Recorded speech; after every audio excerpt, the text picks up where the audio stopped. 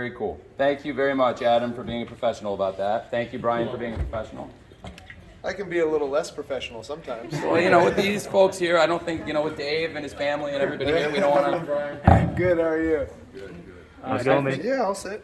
Congratulations on such a huge night, this is a huge moment in AEW.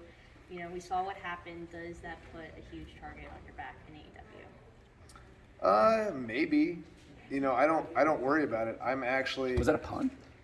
No, it wasn't a pun. Was that like... for real. Okay. No, not you, no. So I don't worry about it. It was really interesting to me. One of the reasons why I'm here is not to see how good I am. I know I'm good, right? I think everybody knows I'm pretty good, and I'm not cocky about it, right? I've just been around the world. I've been in the ring with the best guys and all that kind of stuff. I want to see how good these guys are, because you can only see so much by watching them, right? I've watched Kenny Omega, and I think, man, the last time I wrestled him had to have been 2007 or 2008 or something.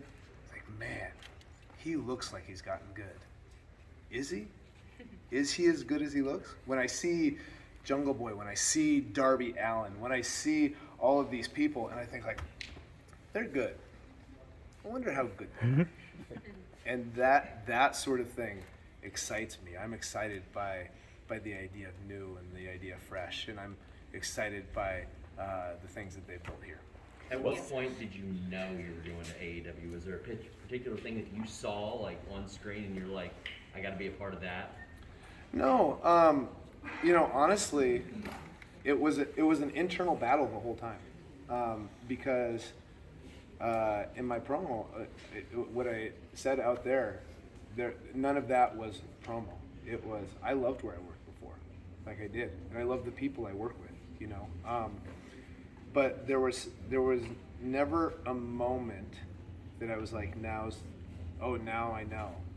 It's just, I kept seeing it, and I kept being like, God, so one of the things, I don't know how many of you are married or have kids, but when you're married and you have kids, your life becomes a little bit tame. I love it, but it's a little bit tame. I need one part of my life that's a little bit wild, right? That oh man, you see these guys doing these crazy things, and I'm like, oh my God, can I do that? You know what? Hell yes, I can. I don't care. I'm gonna go out there and I'm gonna show everybody here that what elite really looks like. This is what elite looks like. And I'm not, Punk had come in and said I want to help the young guys and all that kind of stuff. No, man, I'm going to kick their fucking heads. Can I say that word? Yeah. Can I say in this that? room you can. Yeah. Okay, yeah. So, yeah. Daniel, you mentioned in interviews after WrestleMania. Daniel? Bryan. How dare you? You mentioned in interviews after WrestleMania you felt disconnected walking out on that stage for that main event. Was that connection back tonight? Yeah, for sure. It was interesting because I don't think it was the first time in my career, but for the first time in a really long time, Tony put me in a trailer. I was hiding in a trailer. And then so I had to go back to the trailer after, and then I talked to my wife and everything. And then I was sitting there and just kind of meditating after, and you can just feel it. So many times we just bypass cool things. And I kept sitting there, and I don't know how many of you meditate, or it's woo-woo bullshit, I know, but whatever. But just feeling the sensation of it still resonated, right? And that's it's one of the very unique things about pro wrestling, is that you go out there and you feel for the most part, most of my career, almost every time, I've gone out there and really felt something. And tonight, it was a feeling that wouldn't stop. Until they came and got me out of the trailer, and then you disconnect from the meditation, and then you're just oh, where am I going? Oh, okay, so now I'm here. You've mentioned your wife a couple times. Is there any interest from Bree joining you here in AEW possibly, or no? So, that would be a very difficult, it was hard for me to come here, right? Sure. because I have so many ties within WWE. She's happy there. She has so many business connections there. So I don't know. AJ. With all the people in the crowd doing the yes chants, how do you feel about that, and how will you move on forward? I mean, it was awesome. Yeah. I don't know. We're gonna have to talk about like what I can do and what I cannot do, and so I don't know if that's. So one of the things that I do try to respect, because like I said, I appreciate the people I worked for before and respecting their intellectual property and that sort of thing, and so making sure that I don't contradict any of that, and I'd really like the fans doing it is great, but I'm not sure if I'm going to do it. Bryan, something I appreciate about you. Not that we're saying that is. I don't think that necessarily is their intellectual property. No, But if it were, no, then either way. Yeah. Something I appreciate about you is the fact that you kind of go against the grain in a lot of ways when it comes to like you embrace like reading and you embrace like environmental stuff, and you kind of incorporate that, and you have incorporated that in your on-air persona and stuff like that. Going forward with AEW and stuff like that, is there something else that we can kind of expect from you that you bring from your life into this a little bit more? Maybe not that it wasn't authentic, but that more authentic for you being here and stuff. No, I mean, I just think, and I think this is a credit to Tony, I think there's everybody speaks more authentically here because you're allowed to be yourself more. And that's not a knock on the place that I worked before, but I think you see it in people, and you see everybody has. One of the things that I love about this is the artistic expression, and that's something that I've always loved about pro wrestling, is that you can be what you want to be, or you can be who you are, and I think pretending to be a different person, that's acting. Taking yourself and taking it up a notch, you actually learn a lot about yourself. I've learned so much about myself because of pro wrestling, and because of so when I first started, or when I was in high school actually, I couldn't even read a book report in front of a class. And now through pro wrestling, I can sit here and talk with you guys, and I'm not really bothered about if I mess up or if I trip over my feet or if something happens, you know what I mean? And that's because of my experiences in this, from being myself. There's not a question anybody here could ask me that would make me nervous. Like, you could ask me about my sex life with my wife, and I'd just be like, well, I'm not going to answer that. Most of you married people with kids know how it is, you know what I mean? So, that sort of thing. Yeah. And pro wrestling has made me comfortable with that. Bryan, CM Punk brought up wrestling at Wrigley Field. Now, because we have an awful football stadium here, Soldier Field, we can never have a WrestleMania here. How about Wrigley Field in the summer, you versus CM Punk headlining? Are you booking the build? Are you booking the buildings now? I didn't know Bryan was booking the buildings. Wrigley Field, Punk, Bryan. Will it happen? If you'd like to take over booking the buildings, I can step aside. So I briefly took part in creative in WWE, and I will say this: I like just wrestling, right? I'll leave the business stuff and all that kind of stuff up to Tony. I will say this: I would be remiss if I didn't mention I'm so fortunate to be accompanied and to have here in AEW working with us one of not only the greatest wrestlers in the ring, bell to bell, of all time, but also one of the great minds. And he has so much to offer to us. And even if he doesn't want to mentor people and he wants to kick their asses, I think we're gonna all learn a lot from having him here. And he's one of the smartest people I know. So it's really nice to be here with you. Oh, thank you. Bryan, obviously you wrestled back and forth with this decision. It was not an easy one. You're not one of the people who was like, I never want to go back there. I mean, you were happy. You were happy there. You were going to probably be happy here. What went through your mind? What flipped the switch, so to speak, between the two, and about how far back did you kind of make the call in your head? So, I'd heard something, I don't know, over the past week or something, that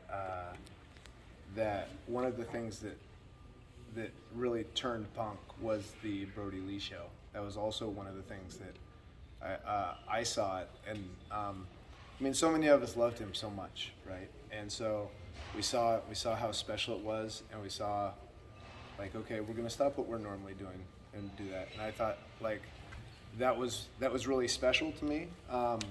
But so that was when I really started kind of thinking about it, knowing that my contract was coming up. But the final decision, honestly, was just like, I started thinking about things, and WWE was so gracious with me as far as the offer that they gave me. They were going to let me go do some other stuff and outside. But there's just, I hate to say this, there's sometimes Vince and I have a great relationship, and I love him. I do. Sometimes he's overprotective of me, and I want to be able to push my limits.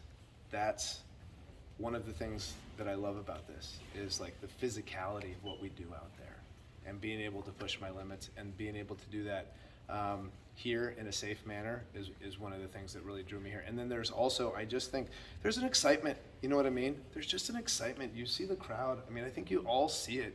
Probably we're all out there and you felt it, you know what I mean? And you felt how excited people are about this product, and it feels vibrant, and it makes you feel like, even just watching it through a TV screen in a trailer, and I'm sitting there going, God, this is awesome, right? Like, I want to be a part of this, right? And so that was, that was it. Although it was, I don't know, I really battled back and forth, because there's a lot of people there that I consider family, that actually are legitimately my family, I guess, and people that I love there. So it was a really tough decision. Bryan, when you came out here tonight, when you were running down the ramp, you could see your face and you could see every face on the crowd, and you could have held a mirror up, and it was exactly the same. The joy on your face, the joy on everybody else's face. This is another one of those landscape shifting moments that you are a part of tonight. We've had CM Punk coming out, and that changed everything. We have you coming out with Adam Cole. It's changing everything along with Ruby. How does it feel to be in this moment on this show in Chicago with this crowd? And what are you looking forward to doing with AEW? Is there a potential that you might be utilizing the Forbidden Door? So I don't know. That's a lot of stuff. So remind me of what you just asked again.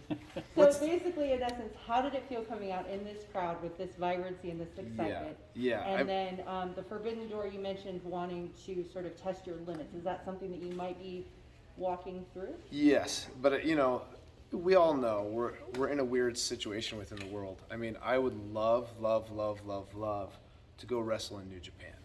Would love that. But with COVID being what it is right now, you know what I mean? I can't quarantine for 2 weeks. I can't, to go do a couple shows in Japan. I just can't do it. I would love to wrestle in Mexico. I don't know if that's the safest thing in the world for me right now. You know what I mean? So for right now, I'm going to focus on AEW, and then go from there. But as far as how it felt, I mean, it felt great, right? Like it was, but I do want to say this. That is only possible because of what the people who started this company have built, right? Like this, if there's other wrestling companies out there that have great talent besides WWE, like the other companies, and I didn't hear really anybody clamoring for me to go there. There's a reason for people clamoring for me to come here. And it's because of what they've already built before Punk got here, before I got here. People were already excited about it. And then like, oh, imagine if you add this person to this already fantastic mix.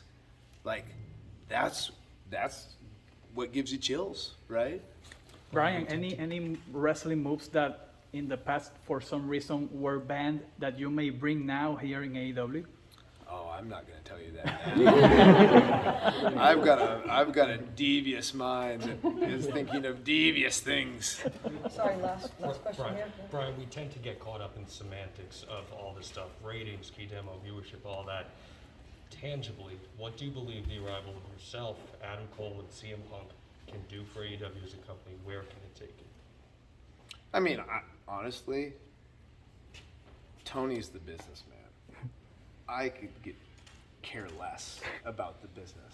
You know, like as far as the business end, I want him to make money so that he keeps doing this thing that is so much fun for me to do, right? And so what I want more than anything else out of all this, I don't know if you know this, I'm the richest man who's ever lived.